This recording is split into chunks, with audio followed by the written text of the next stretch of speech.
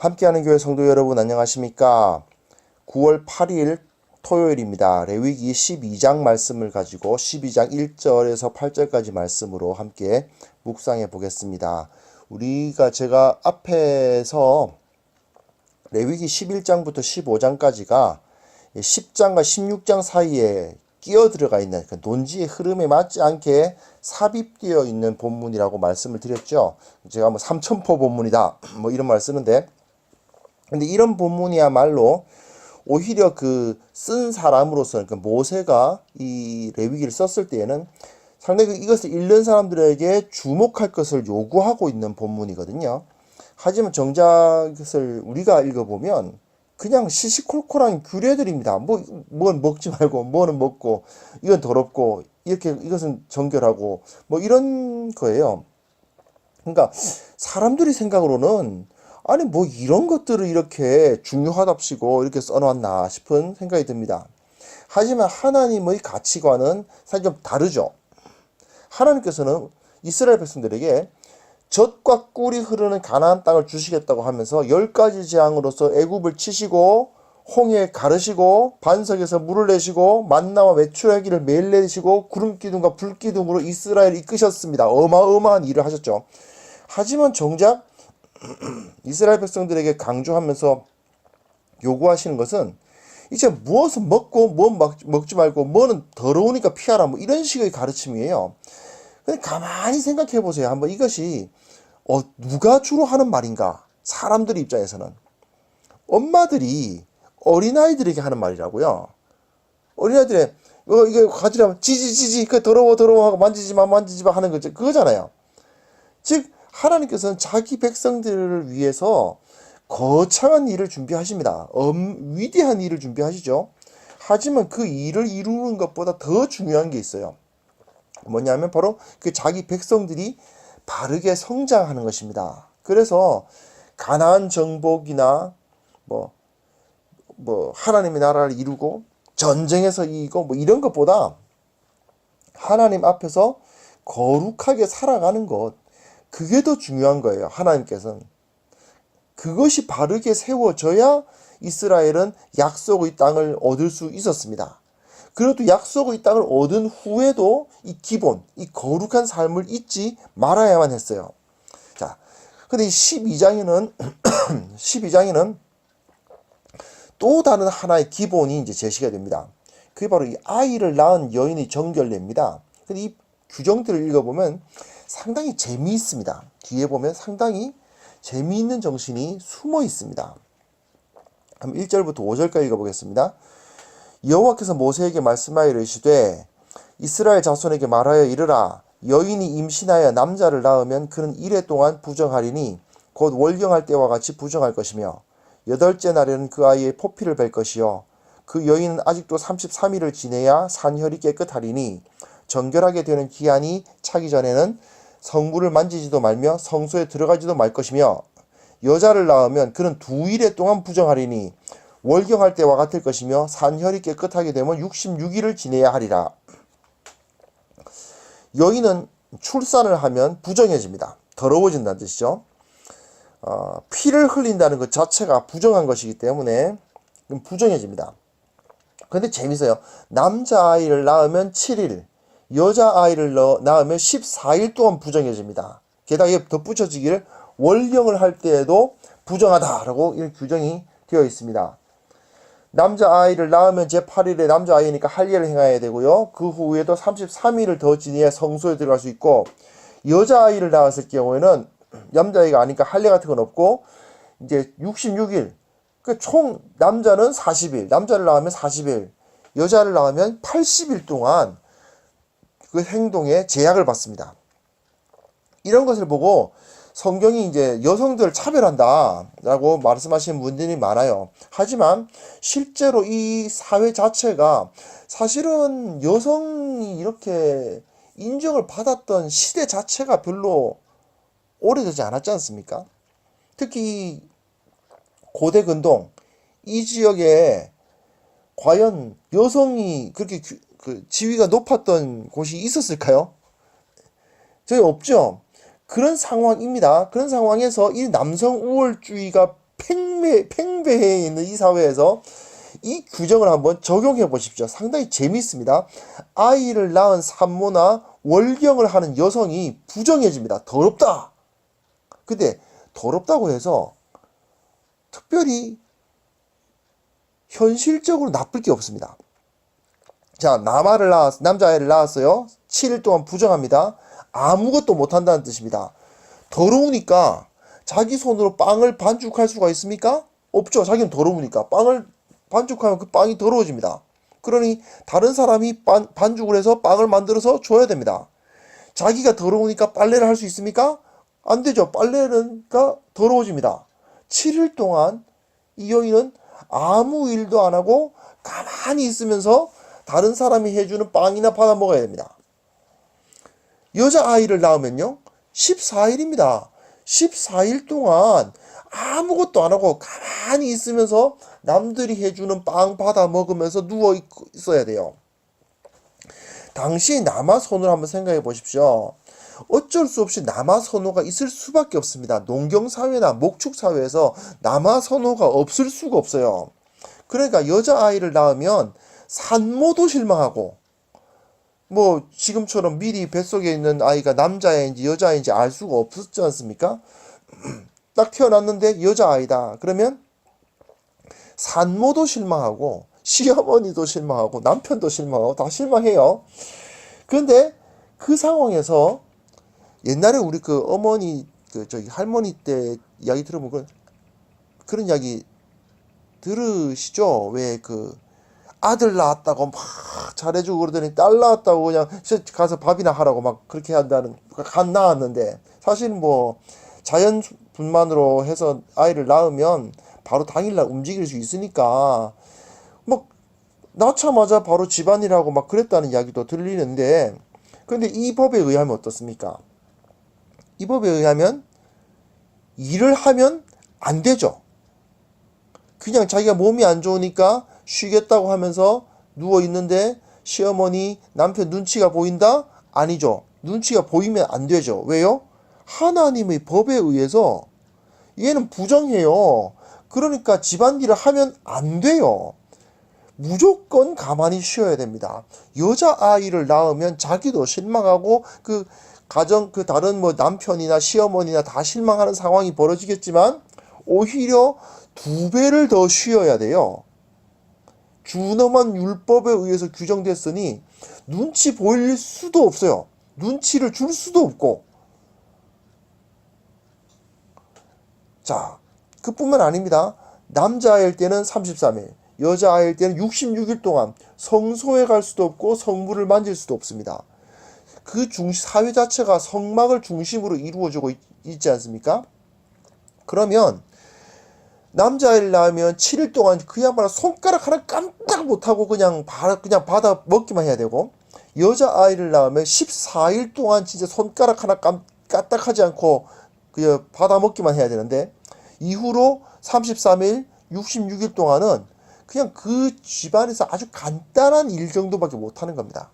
그 사회적으로 막 돌아다니면서 여러 가지 일을 할 수 있는 상황이 아니에요. 즉 하나님의 법에 의해서 부정하다고 규정되기 때문에 그 여인이 쉬고 싶어서 쉬는 것도 아니고 또 누가 뭐라고 할 수도 없고 눈치를 줄 수도 없습니다. 가만히 쉬면 율법을 잘 지키는 귀한 참한 여인이에요. 그렇죠? 그 사실을 보면 상당히 재미있습니다. 이것이 월경 기간에도 적용이 되기 때문에 이스라엘 백성들에게 있어서 여성들은 무조건 생리 휴가가 있는 셈입니다. 사실 당시에 여성들이 무슨 요즘처럼 어디에 출근하고 이럴 수가 없지 않습니까? 다 집안일이 결국은 그 일인데, 농경사회, 목축의 중심이 되어 있는 사회에서 어쩔 수 없죠. 그런 상황이 벌어지고 있는데, 여자들은 늘 지위는 낮고 하는 일은 집안일인데 그 집안일이 사실 적지 않죠. 그 일을 통해서 상당히 많이 힘들지만 하나님은 이 여인이 월경을 하면 부정하다. 그러니까 빵도 못 굽고 빨래도 못하고 가만히 쉬어야 돼요. 한 달에 며칠 동안 아무 일도 못하면서 가만히 쉬는 정기적인 휴가가 여성들에게 주어지는 것입니다. 부정하다는 말은 상당히 좀 부정적이니까 안 좋으니까 여자들을 하대하는 것 같이 느껴지는 것은 맞습니다. 하지만 실질적으로는 그 어느 나라에서도 찾아보기 힘든 복지가 주어지고 있는 거죠. 게다가 남자아이를 낳으면 7일, 여자아이를 낳으면 14일이니까 오히려 여자아이를 낳았을 때 부정한 기간이 더 기니까 나쁜 것 같지만 사실 생각해 보십시오. 남자아이를 낳으면 주위에서 막 칭송도 받고 막 다들 기뻐하고 또 낳은 산모도 기분이 좋습니다. 그러니까 기분이 좋고 하니까 7일 동안 7일 동안만 쉬어도 됩니다. 하지만 여자아이를 낳았을 때는 산모도 사실 실망하고 그 가정에서도 실망하고 그런 일들이 벌어지지만 그러나 14일 동안을 쉬면서 나름대로 마음과 몸이 회복할 수 있는 기간을 얻을 수가 있잖아요. 그뿐만 아니라 33일, 66일 동안도 그렇게 크게 무거운 일들을 하지 않고 자잘한 일들만 조금씩 하면서 이제 그 기간을 보낼 수 있는 그런 기간이 주어졌다는 것 자체가 상당히 그 여인들에 대한 그 배려가 여기에 녹아들어 있습니다. 마치 하대하는 것 같은데 사실은 그 여인들을 배려하고 있는 그런 법조항인 거죠. 그래서 6절부터 8절 읽어보겠습니다. 아들이나 딸이나 정결하게 되는 기한이 차면 그 여인은 번제를 위하여 1년 된 어린 양을 가져가고 속죄제를 위하여 집비둘기 새끼나 산비둘기를 회막 묻 제사장에게로 가져갈 것이요 제사장은 그것을 여호와 앞에 드려서 그 여인을 위하여 속죄할지니 그리하면 산혈이 깨끗하리라. 이는 아들이나 딸을 생산한 여인에게 대한 규례니라. 그 여인이 어린 양을 바치기에 힘이 미치지 못하면 산비둘기 2마리나 집비둘기 새끼 2마리를 가져다가 하나는 번제물로 하나는 속죄제물로 삼을 것이요 제사장은 그를 위하여 속죄할지니 그가 정결하리라. 이 부정한 기간, 그러니까 실질적으로 휴식의 기간이죠. 산후조리 기간입니다. 이 시간을 보낸 후에 제사를 드림으로써 일상으로 복귀할 수가 있었죠. 이 제사를 드림으로써 이제 이 여인은 일상적인 그 일을 다시 감당하게 되었습니다. 부유한 사람은 양과 새로, 가난한 사람은 새 2마리로 제사를 드려서 이 제사를 드리기 전까지는 이 여인은 아직까지 온전히 깨끗하지 못하다. 그러니까 계속해서 보호가 되는 겁니다. 사실은 보호가 됩니다. 그래서 이 여인을 출산한 여인을 보호하는 훌륭한 도구가 되는 것이죠. 율법을 가만히 살펴보면 당시의 사회상이 반영되어 있습니다. 근데 율법은 그걸 통째로 뒤집어 엎어버리는 방식은 거의 사용하지 않아요. 다만 통째로 뒤집지는 않지만 그 안에서 하나님의 뜻이 관철되는 기능이 있습니다. 농경사회, 목축사회에서 무조건 남녀평등 이럴 수는 없습니다. 그 자체가 불가능하고 오히려 여성들을 위험으로 내모는 것일 뿐입니다. 그러나 율법은 그 당시에 약자일 수밖에 없었던 여성들을 보호하는 규정, 이 부정함이라는 규정을 사용하고 있죠. 하나님의 법은 사회적인 약자를 보호하는 데 최우선의 관심을 둡니다. 사실은 이는 그 출애굽기 20장, 21장 보시면 확실하게 드러나요. 출애굽기 20장에는 10계명이 나오거든요. 그 다음에 10계명 끝난 다음에 제사를 어떻게 드릴 것인가에 대한 언급이 간단하게 나와요. 짤막하게 나옵니다.